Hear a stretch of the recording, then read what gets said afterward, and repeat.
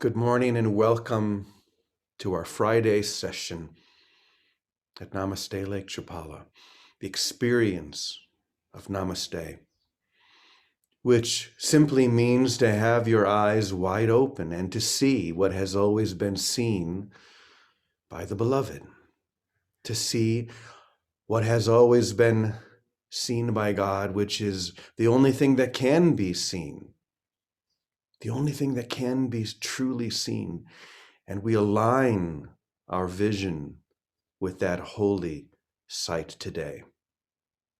We open up our eyes and we choose to finally see the face of Christ or the face of the beloved everywhere we look. You know, in the past, I've likened this to being able to see through the slits of a Halloween mask. I don't know what masks are like today, but when most of us were young, they were kind of hard and plastic and a little string, you put the string behind your head. And if you looked through the eyes, those slits of the identity of the mask, whatever the mask was, you would see the real eyes of whoever it was that was wearing that mask. And we know now through the experience of this awakening that we've been wearing all sorts of masks, superheroes and villains, all to hide the true eyes or the true face of holiness that's behind them all. The true face of holiness that we share. We could call that the face of Christ. We could call that many things. But what we know for sure is that the face that we're all hiding beneath these masks is the true identity that we share, that we are and have always been. And so this is what we join in today, to witness that holy face by looking through the slits of all of these masks and seeing only what is true. So I want to begin today by sharing an experience that I had last night that brought this to life for me. So as most of you know, I've been in my anchor hold now for almost 6 months, and I'm going to be leaving in about 2 weeks. I'll be finishing my retreat back here. In about 2 weeks, you'll see me sitting out there with the others here at our Namaste family. But I have now and then, usually about once a week, been escaping to go up onto the roof and take a bath. Most of you know that. For me to get into a hot bathtub is so powerful and opening. So last night, of course, my bathtub is outside. So last night I was laying there in the hot water and looking up at the stars. It was a beautiful night. The stars were so bright, and yet there were clouds that would roll past, just a few at a time. And as I was there in the bath looking, I saw two very distinct stars that were very close together. And I imagined that these two stars were the eyes of Christ. And as I watched, I saw just a single cloud come in front of those two stars. And as I looked, I could see what looked like the face of a Pekingese, a small dog. And the clouds aligned so perfectly right there with those two stars that it looked like the stars were the dog's eyes, and I could see the smiling face of this Pekingese, and I could see its little tongue hanging out. It was so distinct. It was amazing. And so then I closed my eyes just for a few seconds. And when I opened them again, what I saw was something very different. I saw a baby tiger. Suddenly the clouds had dissolved and the form had changed, and I saw a baby tiger, and it was once again so distinct, but the eyes were the same, these two bright stars. And I lay there in the bathtub looking up at this baby tiger. And then once again, I closed my eyes just for a few seconds, and when I opened them again, it had changed again. And now what I was looking at was an old man. I could see a long nose and sunken eyes. And this happened over and over and over again. I would close my eyes, and then those few seconds would allow those clouds just to change enough so that when I would open my eyes, I would see something very different. And yet the eyes were always the same. They didn't change. And finally, the last time when I opened my eyes, there were no clouds. There was no face. There were only the eyes, only those bright specters of these eyes,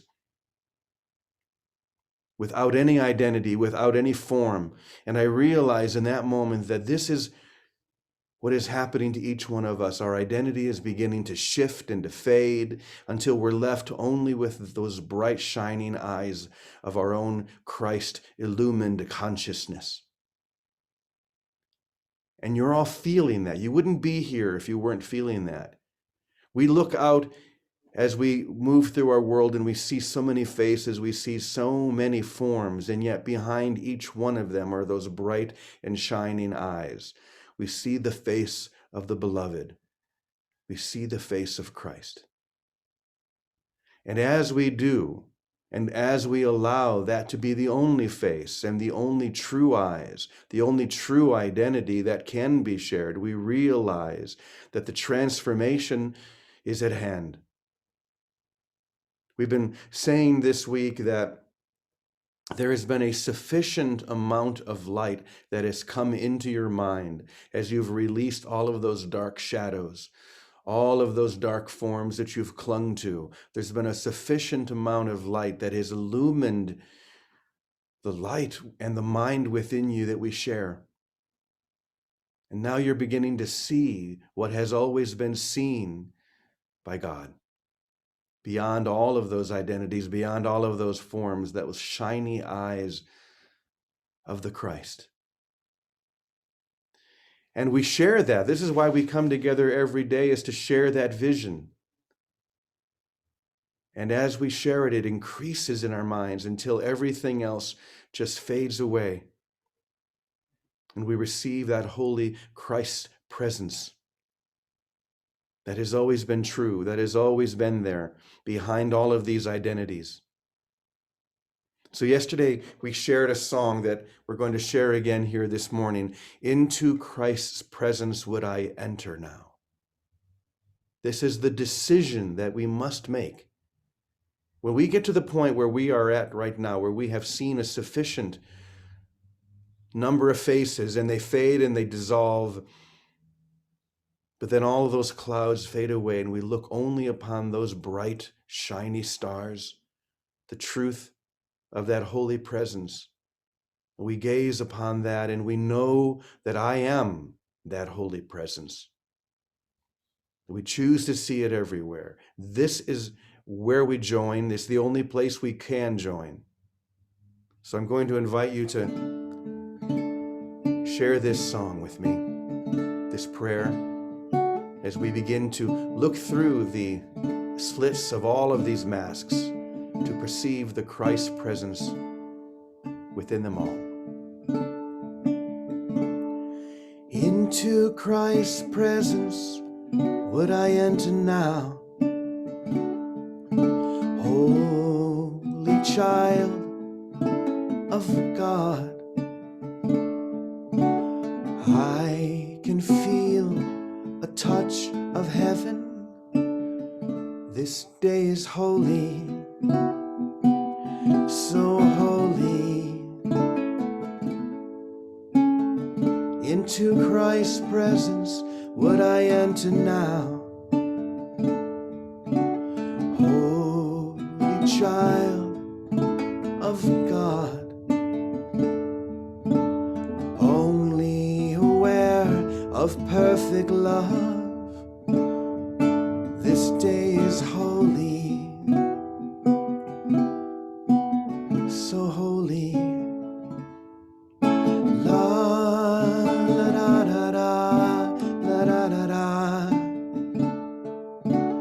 la da da, la da.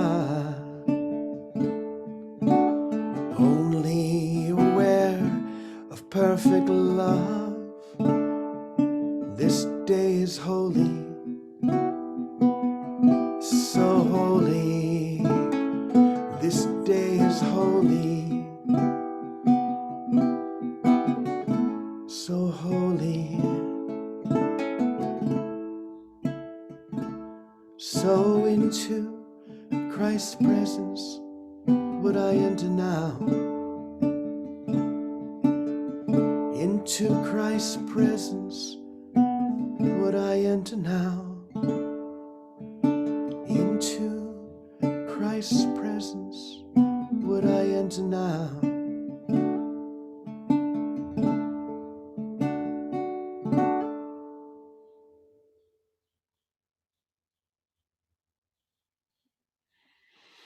So the moment has come when all of those masks are removed. And we finally see that we share the same holy identity. For there is only one face of Christ, one face of holiness.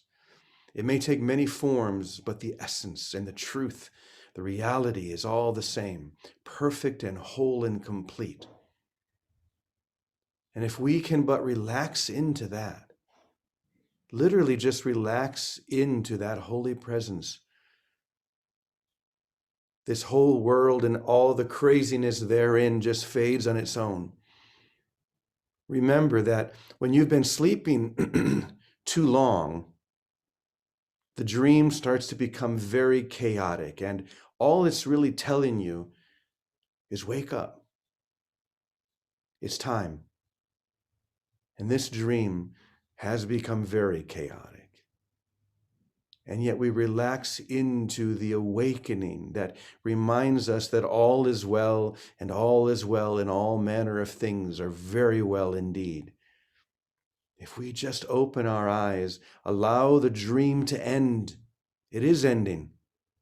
We don't need to let the chaos continue to increase to the point that, well, whatever point we have to come to for this awakening to finally occur, just wake up. That's the only call that we have today. Open your eyes and see what has always been seen by God. It is so beautiful. Heaven has been awaiting you this entire time. Just open up your eyes and see. So now I'm going to turn it over to our dear sister Vicky and let her bring it right back to the practical. Oh, Jimmy, how perfect, how simple. Thank you. Because truth is simple. And namaste, I honor the divinity in you. That's where you live, in the land of honoring the divinity.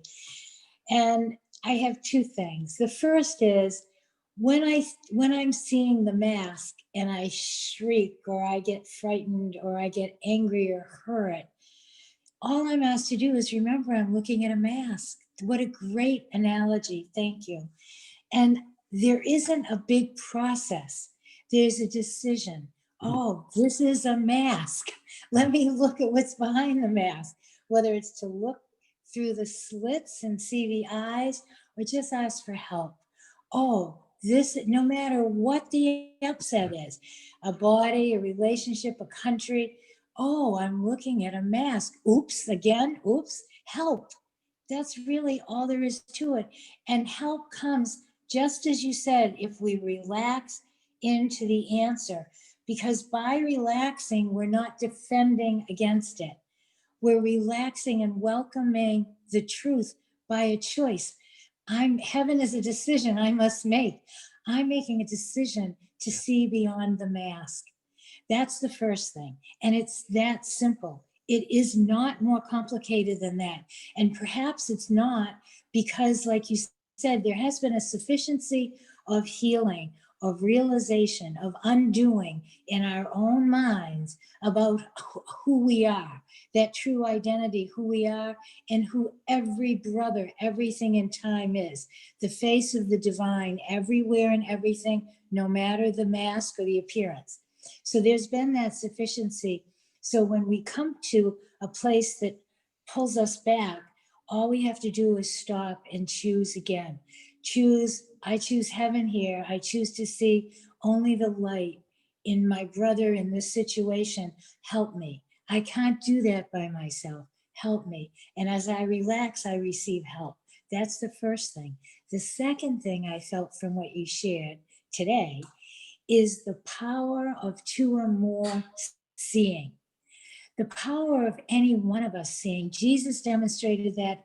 Buddha demonstrated that. All of the saints in time, the holy people of every generation, of all the souls, when they have seen the light, it has called to them a vision that they can share. Today, because of this efficiency, there are many of us that see the light, that see beyond the mask, no matter the mask. Even if we both see the same mask and disagree about what it is, our choice to see beyond the mask is what we have in common. And it's our choice to see God, to see the beloved, to see our own divinity through and as everyone that becomes an offering to all of us. Two or more gathered in the name of light brings the vision of light to all. And as two or more, and I don't know how it goes exponentially, but I know that as more and more join to choose one vision, that vision becomes accessible. And that's the gift we bring to the whole world, to keep that vision for ourselves, to share it with one brother, two brothers, three brothers, wherever, not by our demand, but by our invitation and our willingness to only see one vision, not to see a mask in any brother, to step back and say, help, if the mask appears. Oh, whoops, it's just a mask. I got fooled, help me. And when we join in that vision, we bring that vision to all. And then as a byproduct, miracles are a side effect, they're a byproduct of how we see. Yes. And as we see collectively only holiness, the vision around us fades out, so only holiness becomes apparent. That's what I feel. That's the call I feel, why we do these calls, why so many families around in time are joining together to remember there is no problem too big for God. Thank you. Thank you, Vicky. Thank you. Heaven is a decision I must make, and that is the decision we are making right here, right now. It's the only thing we have to do is to remember the truth that I am that, and I've never left heaven except in my imagination. And we join together in that. We illuminate in that light by seeing only that, seeing through those slits. I love all of these beautiful, fun ways of seeing this. How about you, Teddy? Would you like to share anything? Well, interesting. This morning we sort of spent a little quiet time, and it was based on heaven is the decision I must make. And the thing about it is, the whole idea of separation is the idea of living in isolation, and the kingdom is entered two by two, not alone, because the leaving of the kingdom is the idea of separation. So when we make the decision, heaven is the decision that I must make. When that decision is made, and it's made truly, someone is given to you that to enter heaven with you, to join with, so that you can enter two by two. And the ending of the separation is the reestablishment of the unity of our own whole minds in the wholeness of our Creator. So, and the interesting thing about it is, in the time that we seem to be in, I think the chaos or we're in a moment where the apex of chaos is actually, stems from the idea that more and more are joining together because they don't want the chaos and they want the unity. And no one really here in space and time knows about how to set that up, so that we have to wait and let it be given to us, as all things have been given to us. And for a moment, it's going to be a little chaotic, but you've been given a brother to hold your hand with, based on the decision that you've made. And you've made the decision because you've been given a brother's hand to hold. So we make that decision, and here we are sharing the effects of the decision and the joining that we have right here, right now. Beautiful. Thank you, Teddy. Thank you, Vicky. I feel so blessed to have the two of you here just to keep bouncing off of, because we bounce off each other. We come at the exact same thing from a different angle, and more people can hear it when we do that. And that's another reason why we are so blessed here at Namaste to be able to join together with a family of people. We live together, we celebrate together, we eat together, and we're going to hear from at least a couple of them now. But I just want to reiterate our invitation for you to, anyone who feels guided, to come and join us here, whether it be for a short visit or move in. We just had another casita open up, and you guys are welcome to come here and check out what's happening. There is a bright association that is shining here, and it's so fun for us to be the kind of the center point of all of this energy that all of you bring here every day. So let's go ahead and we're going to spotlight Namaste. Good morning, everyone. And let's see who has something to share. If you have something, just come up here to the front so we can hear you. If no one comes up, I'll call on you. Who has something? Anybody? All right, let me look out there then. Rod, you always have something wonderful to share. Why don't you come up? Okay.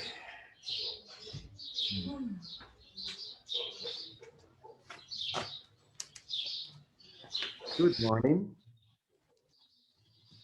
Good morning, Maya. Yeah.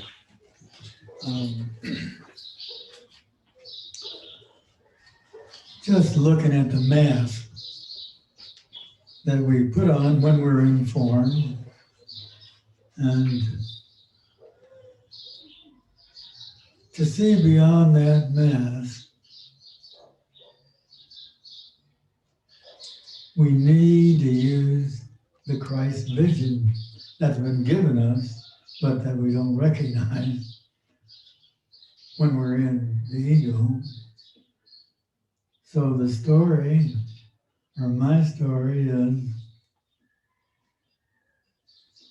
lead life,